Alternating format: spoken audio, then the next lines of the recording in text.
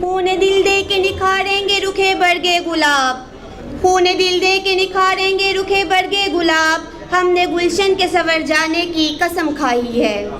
سامعین محترم، جناب صدر اور میرے ہم وطن ساتھیوں، السلام علیکم ورحمۃ اللہ وبرکاتہ۔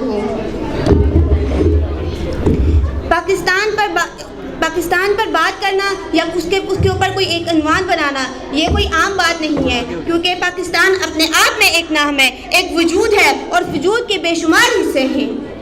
جناب صدر، سامعین محترم، میرا دل پاکستان، میری جان پاکستان، میرا ایمان پاکستان، میری شان پاکستان، راہ نصرت کی منزل میں میرا ایمان پاکستان، میری عزت اسی سے ہے، میرا فخر پاکستان۔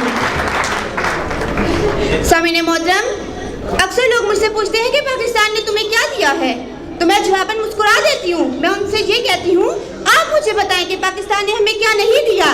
ہمیں ایک الگ پہچان ملی، ایک الگ شناخت ملی، رہنے کے لیے الگ جگہ ملی۔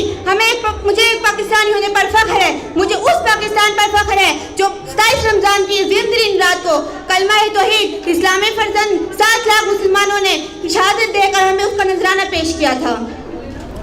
سامعین محترم، یہاں آپ کو میری بات سے اختلاف ہو سکتا ہے، کیونکہ ہم اس پاکستان میں جی رہے ہیں جہاں کا ہر نوجوان، ہر شہری، ہر باشندہ اپنے آشیانے سے خائف ہے۔ وہ یہ سوچتا ہے کہ یہ وہ پاکستان ہے جس کی بنیاد ایک قرآن، ایک رسول اور ایک کلمے پر رکھی گئی تھی۔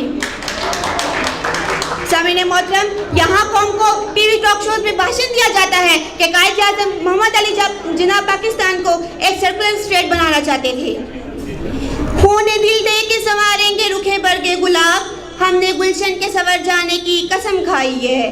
اس بند گلی کے پیچھے ہم نے خون اگلتے دیکھا ہے، اس بند گلی کے پیچھے ہم نے خون اگلتے دیکھا ہے۔ تم درندوں کی بات کرتے ہو، ہم نے انسان کو انسان اگلتے دیکھا ہے۔ اس لیے میں مجھے برصغیر کے غلام علامہ تھانوی یاد آتے ہیں، جنہیں قیام پاکستان کی بشارت حضرت محمد صلی اللہ علیہ وسلم نے دی۔